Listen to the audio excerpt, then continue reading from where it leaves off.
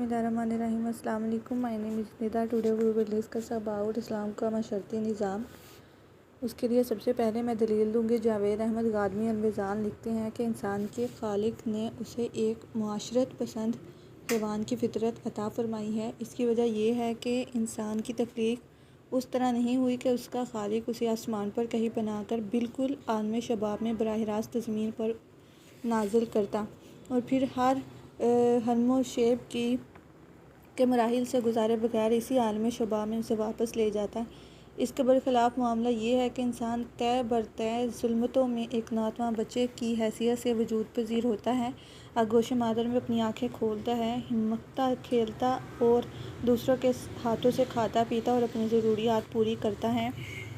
वो पहले ज़मीन पर घिसटता, घुटनों के बल चलता और फिर बड़ी मुश्किल से अपने पैरों पर खड़ा होने के काबिल होता है। इसके बाद भी कदम कदम पर उसे दूसरों के सहारे की ज़रूरत होती है, यहाँ तक कि बचपन और लड़कपन के कई मराहल तय करके वो 15 या 16 बरस की जो उसकी उम्र होती है उसको पहुँचता है और फिर कहीं जाकर जवान होता है। उसका ये दौरे शबाब कभी 20 बरस से ज़्यादा तवील नहीं होता। इसके बाद वो देखता है कि बुढ़ापे के आसार नमूदार होना शुरू हो जाते हैं और बारहा इल्म व मार्फत की इंतहाई बुलंदियों को छूने के बाद वो एक मरतबा फिर नातवां बच्चों ही की तरह दूसरों के रहमो करम पर ज़िंदगी गुजारने के दिन पर आने के लिए मजबूर हो जाता है। इंसान का यह मामला लाजमन तकाजा करता है कि वो एक मुआशरत पसंद हस्ती की ज़िंदगी बसर करे। मर्द और औरत की हैसियत से ये मुआशरत खिलकत की इब्तदा ही से तमाम कमाल खुद उनके अंदर छुपे हुए हैं। इसको तलाश करने के लिए उसे अपने वजूद से कहीं बाहर जाने की ज़रूरत नहीं है। वो इस दुनिया में आता है तो अपना साजो बर्ग और खेमा खरगाह साथ लेकर आता है और वादी को कोहसार हो या दश्तो बियाँ हर जगह अपनी बज़म खुद आरास्ता करता है। इंसान की तारीख बताती है कि उसकी तख्लीक में पनाह इसी स्कीम के पेश नज़र सैयदना आदम अलैहिस्सलाम जब पहले ज़मीन इंसान की हैसियत से इस दुनिया में तशरीफ़ लाए तो इन्हें तन्हा नहीं भेजा गया, बल्कि उनकी रफ़ाकत के लिए अल्लाह ताला ने उन्हीं की जन्स से उनका जोड़ा बनाया। फिर उससे बहुत से मर्द और औरत दुनिया में फैला दिए, यहाँ तक कि ख़ानदान, कबीला और बिलाखिर रियासत की सतह पर नज़्म व माशरत वजूद में आया, जिसमें इंसान को वो सब कुछ मुयस्सर हो गया जो इसके लिए ज़रूरी था और इसकी सलाहियतों के बराबर था। कुरान मजीद में ये हकीकत इस तरह से बयां है। सूरह निसा की आयत नंबर 1 है कि लोगों अपने उस परवरदिगार से डरो जिसने तुम्हें एक जान से पैदा किया और उसी की जान से उसका जोड़ा बनाया और उन दोनों से बहुत से मर्द और औरतें दुनिया में फैला दिए और उस अल्लाह से डरो जिसका वास्ता देकर तुम एक दूसरे से मदद चाहते हो और रिश्तों के बारे में भी खबरदार रहो, बेशक अल्लाह तुम पर निगरान है। तो ये था मुआशरे का मुख्तसर सा तारुफ। उसके बाद हम बात करते हैं कि मुआशरा क्या है। मुआशरत का मानी है मिलजुल कर रहना। एक जैसे ख्यालात रखने वाले लोग एक जगह पर जब जमा हों और एक दूसरे के ख्यालात पर मुस्बत असरअंदाज हों और उनके मफादात भी मुश्तरक हो और मफादात के हसूल के लिए एक दूसरे से ताउन भी करें। इन लोगों का जो नज़्म ज़ब्त रहने के लिए मखसूस असूलों पर मुत्तफ़िक़ हो कर अमल पैरा होना लाज़मी है, ताकि मुआशरा किसी इंतशार या तज़ाद का शिकार ना हो। सोसाइटी के इस इल्म को इमरानियात सोशियोलॉजी का नाम दिया गया है। इस्लाम का माशरती निज़ाम सैयद असगर अली से ये मैंने इतना जो है मैंने बताया है आपको, ये मैंने उससे लिया है। उसके बाद है मुआशरा क़ब्ल इस्लाम के। इस्लाम से पहले मुआशरा कैसा था। इस्लाम से पहले मुख्तलिफ़ तहज़ीबों में मुआशरा किस तरह से तिब्क़ाती तक़सीम का शिकार था और तिब्क़ा अशराफिया किस तरह से गरीबों का इहतिसाल करता था, ये कोई ढकी छुपी बात नहीं है। औरत इस्लाम से पहले नाइंसाफ़ी और जुल्म सितम की चक्की में पिस रही थी। इस्लाम ने आकर हुकूक़ इंसानी की आवाज़ बुलंद की और इंसान को इज़्ज़त बख्शी। और क़ब्ल इस्लाम मुआशरे की एक झलक मुलाहिज़ा अगर हम फरमाएँ कि इस्लाम से पहले मुआशरा कैसा था। सबसे पहले उसमें हम बात करते हैं मिस्री तहज़ीब की, जिसके तिब्क़े थे शाही ख़ानदान, पुरोहित, अवामुन्नास।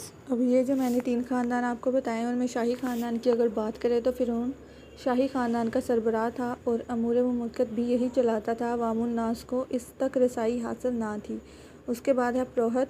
पुरोहित मजहबी तिब्क़ा था। फ़िरौन इन्हीं के ज़रिए अपने पैगामात लोगों तक पहुँचाता था। अवामुन्नास। अब अगर हम बात करें अशराफिया, दरमियाना तिब्क़ा और ग़ुलाम की, अब इशराफिया जो था वो ख़ानदानी शाही ख़ानदान से था और पुरोहित दरमियाना तिबका था और अवामुन नास क्या थे, वो उनके ग़ुलाम थे।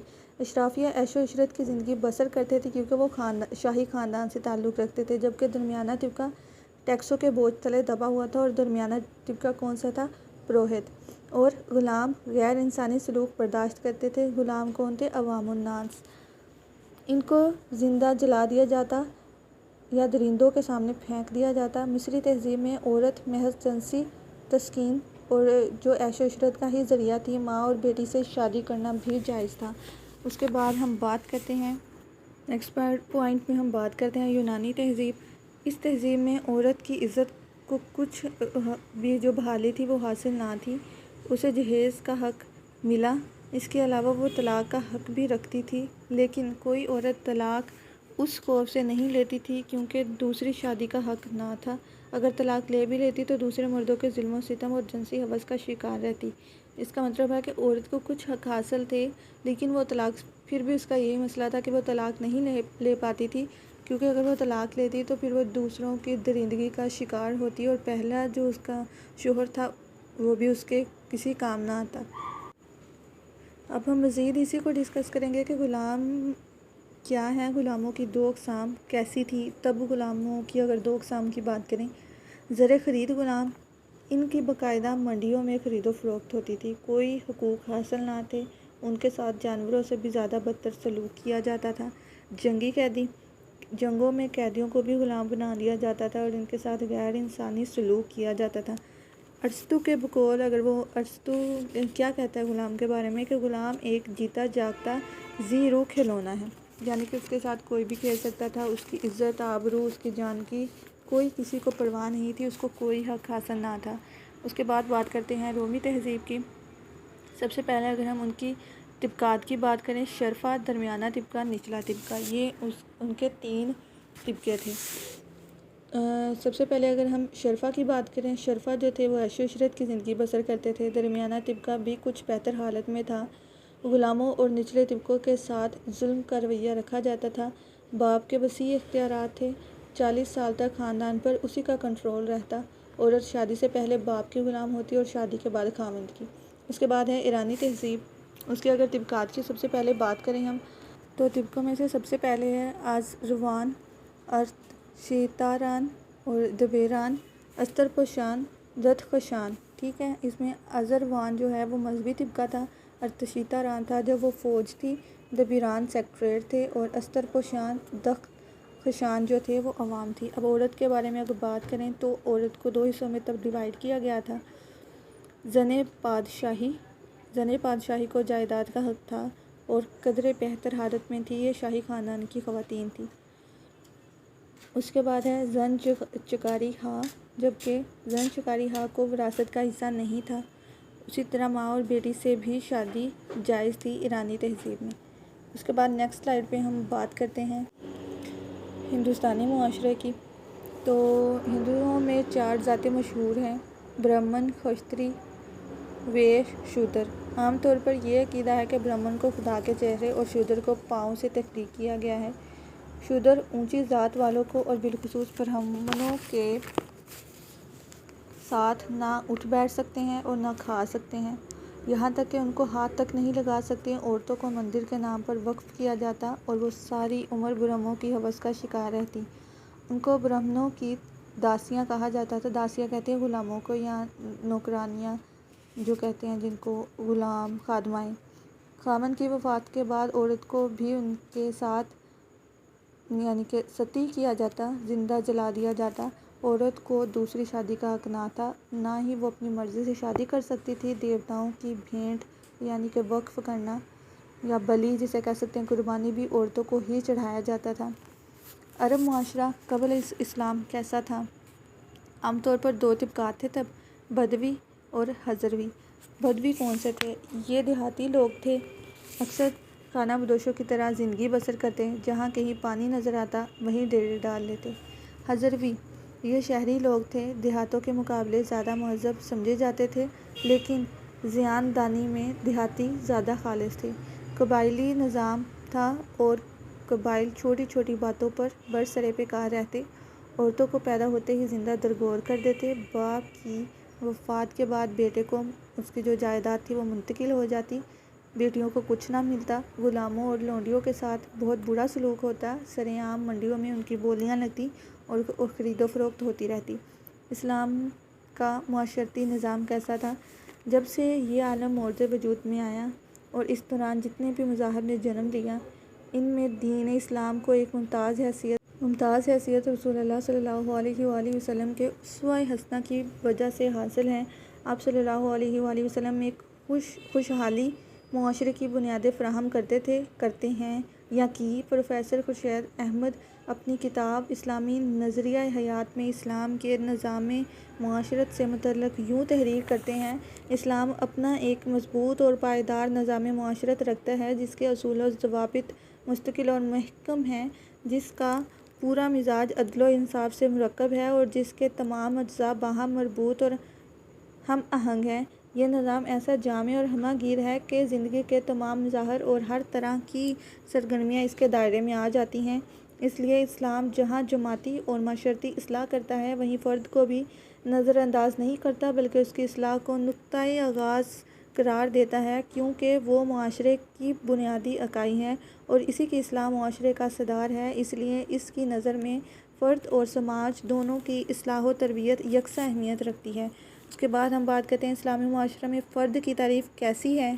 नबी करीम सल्लल्लाहु अलैहि वसल्लम ने फरमाया, मुसलमान वो है जिसके हाथ और ज़ुबान से दूसरा मुसलमान महफूज रहे। ये हदीस से मुबारका का तर्जुमा मैंने आप लोगों को सुनाया है। अब चलते हैं हमारी नेक्स्ट स्लाइड पर। सबसे पहले हम बात करते हैं इस्लामी मुआशरे की नुमायाँ खुसूसियात में से अख़ुवत की। कुरान पाक में इरशाद बारी ताला अल हुजरात की आयत नंबर 10 है, मोमिन तो एक दूसरे के भाई हैं, लिहाजा अपने भाइयों के दरमियान ताल्लुकात दुरुस्त करो और अल्लाह से डरो, उम्मीद है तुम पर रहम किया जाएगा। अख़ुवत का ये असूल सारी दुनिया के मुसलमानों को ख़वाह किसी भी तबके से हों भाईचारे की लड़ी में परो देता है। हज़रत अबू हुरैरा रज़ियल्लाहु ताला अन्हु से रवायत है कि रसूलुल्लाह सल्लल्लाहु अलैहि वसल्लम ने फरमाया, हर मुसलमान पर दूसरे मुसलमान की जानो माल और इज़्ज़त हराम है। रसूलुल्लाह सल्लल्लाहु अलैहि वसल्लम ने इरशाद फरमाया, अहले ईमान के साथ एक मोमिन का ताल्लुक़ वैसा ही है जैसा कि सर के साथ जिस्म का ताल्लुक़ है, और वो अहले ईमान की हर तकलीफ़ को उसी तरह महसूस करता है जिस तरह सर जिस्म से हर हिस्से का दर्द महसूस करता है। यह मुस्नद अहमद में से लिया गया है। एक और मौका पर फरमाया, मोमिन एक दूसरे के लिए दीवार की ईंटों की तरह होते हैं कि एक दूसरे से तक़वियत पा सके, ताकत पा सके। दूसरों का मजाक उड़ाने की ममानियत फरमाई गई। एक दूसरे का मज़ाक़ उड़ाने के बारे में सख्ती से मना किया गया।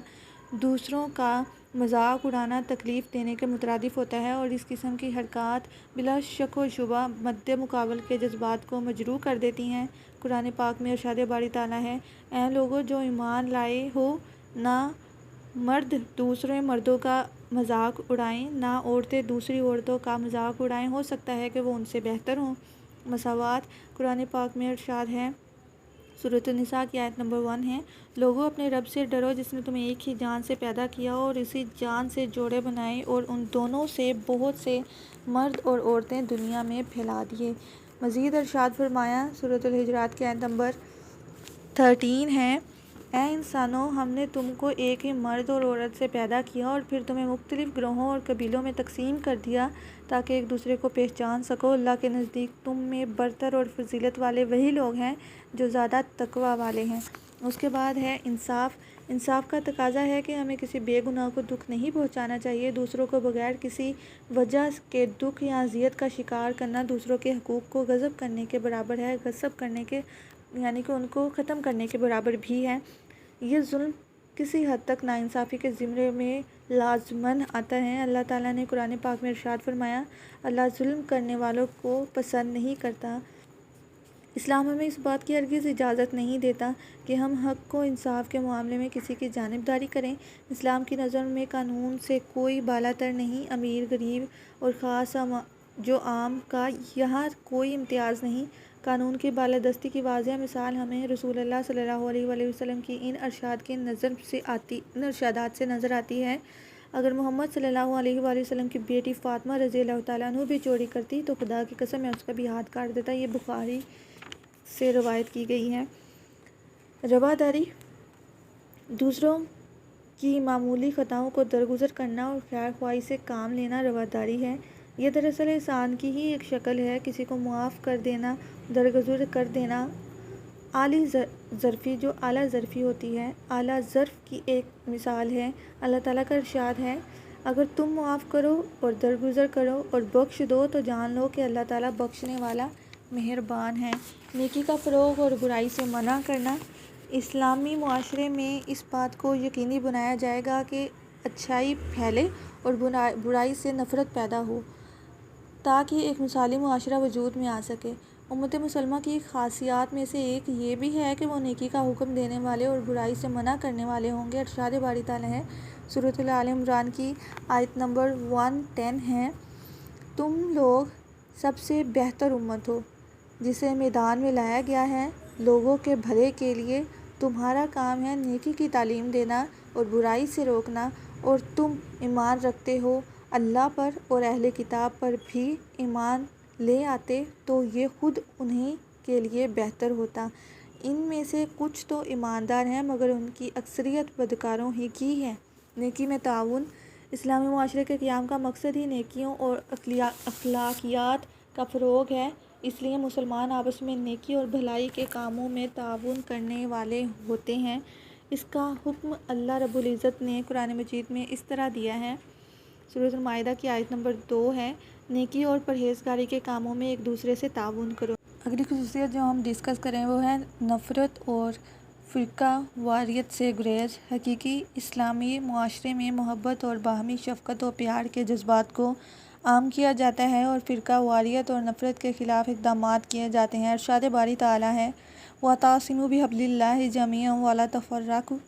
सूरत आल इमरान की आयत नंबर 103 है, और मजबूती से थाम लो तुम लोग अल्लाह की रस्सी को सब मिलकर और आपस में फ़िरक़ों में मत बटो। तिब्काती तकसीम की नफ़ी। अल्लाह के यहाँ मुकर्रब व मुअज़्ज़ज़ वो है जो मुत्तकी और परहेज़गार है। अल्लाह ताला इरशाद बारी ताला है, अल्लाह ताला फरमाता है, अल्लाह के यहाँ तुम में से सबसे मुअज़्ज़ज़ वो है जो तुम में से मुत्तकी और परहेज़गार है। उसके बाद बात करते हैं अखलाक का फ़रोग़। नबी करीम सल्लल्लाहु अलैहि वसल्लम के ख़ल्क़ के बारे में कुरान ने इन अल्फाज में गवाही दी है। सूरत अल-क़लम की आयत नंबर 4 है, और बिलाशुबा आप सल्लल्लाहु अलैहि वसल्लम अज़ीम पर फ़ाइज़ हैं। उसके बाद फिर रसूलुल्लाह सल्लल्लाहु अलैहि वसल्लम ने ख़ुद अपने बारे में इरशाद फरमाया, बेशक मुझे मकार में अखलाक की तकमील के लिए भेजा गया है। ये हदीस मुबारका है। उसके बाद है लग़वियात से परहेज़। इस्लामी मुआशरे के अफ़राद की तारीफ़ इन अल्फाज में की गई है सूरत अल-मोमिनून की आयत नंबर 3 में, और वो लोग फ़जूल चीज़ों से एतराज़ करने वाले होते हैं। एफ़ाए अहद और अमानत और दयानत। सूरत अल-मोमिनून में मज़ीद इरशाद बारी ताला है, और वो लोग अपनी अमानतों और अहदों की पासदारी करने वाले होते हैं, अहदों की पासदारी करने वाले होते हैं। उसके बाद हमारा नेक्स्ट पॉइंट है, अगली स्लाइड में हमारा पहला पॉइंट है मज़हबी आज़ादी। इस्लामी मुआशरे के अफराद को मुकम्मल मज़हबी आज़ादी हासिल होगी। उन पर जबरन अपना दीन या मज़हब मुसल्लत नहीं किया जाएगा। मिसाक मदीना में इसकी बेहतरीन मिसाल मिलती है। कुरान मजीद में इरशाद बारी ताला है कि दीन में कोई जबर नहीं। उसके बाद सूरतुल काफिरून में है, तुम्हारे लिए तुम्हारा दीन है और मेरे लिए मेरा दीन। यानी कि हर कोई जो भी दीन या मज़हब अपनाता है तो वो अपनी मर्ज़ी से अपनाता है, लेकिन इस्लाम में जबर की कोई गुंजाइश नहीं है। हम किसी को मजबूरन अपना मज़हब अपनाने के लिए मजबूर नहीं कर सकते हैं। उसके बाद है मुस्तकिल इदारों का क़याम। इस्लाम में मुआशरे को मजबूत रखने के लिए कुछ मुस्तकिल इदारे कायम किए गए हैं, जिनमें अफराद मुआशरे के हकूक़ व फ़राइज़ मुतय्यन कर दिए गए हैं, जिनमें ताकि अफराद एक दूसरे के साथ ताल्लुकात एहसन बुनियादों पर बना सकें और एक मिसाली मुआशरा वजूद में आए। ख़ानदान।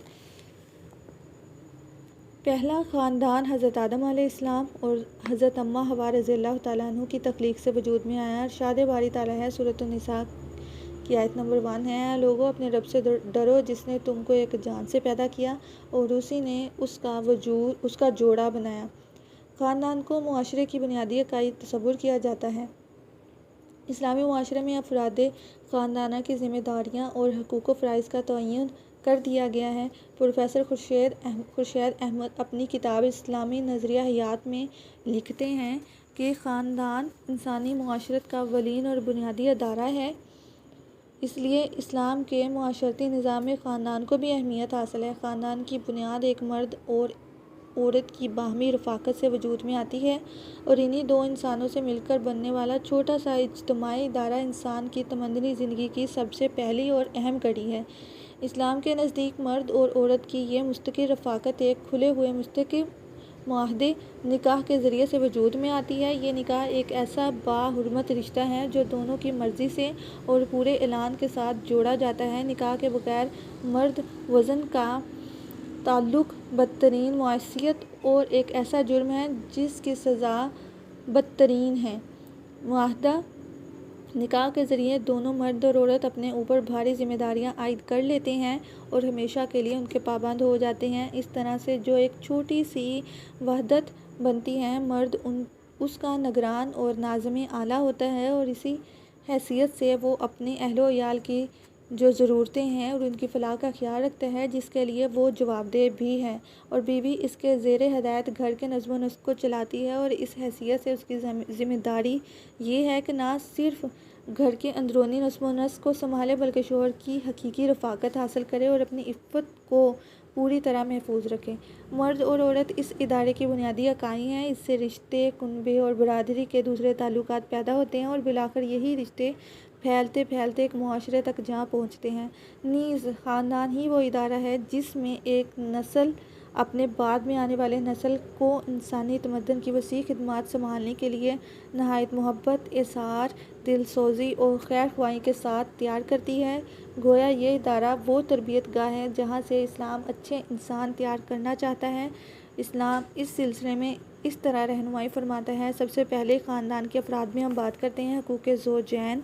सूरत नूर आयत नंबर 32 और 33 में तरगीब दिलाई गई है कि तुम्हारे ग़ुलाम और लौंडियों में से जो सलाहियत रखते हैं उनसे निकाह करो। और निकाह रसूलुल्लाह सल्लल्लाहु अलैहि वसल्लम की सुन्नत भी है और आप सल्लल्लाहु अलैहि वसल्लम ने इरशाद फरमाया, निकाह मेरी सुन्नत है, जिसने मेरी सुन्नत से एराज़ किया वो मुझ में से नहीं या वो मुझसे नहीं। मियाँ और बीवी दोनों के एक दूसरे पर हुकूक को फ़राइज़ हैं। कुरान मजीद में दोनों को एक दूसरे का लिबास करार दिया गया है। इरशाद इस तरह से है, वो तुम्हारा लिबास है और तुम उसका लिबास हो। उसके बाद अहले याल की बेहतरीन तरबियत अपने सूरतुल तौहा में इरशाद बारी ताला है, अपनी अहलो याल को नमाज का हुक्म दो और ख़ुद भी उस पर डट जाओ। अहलो याल की बेहतरीन तरबियत ही दुनिया और आखिरत में उनकी निजात का ज़रिया है, जिसका हुक्म कुरान मजीद में इन अल्फाज में है, अपने आप को और अपने अहलो याल को आग से बचाओ। यानी कि उसे अल्लाह ताला की तरफ लौटने की और इस दुनिया में आए हैं उसकी ज़िंदगी का मकसद बताने का जो काम है वो वालिदैन का ही होता है। उसके बाद है मियाँ बीवी और बच्चों के साथ हुस्न सलूक।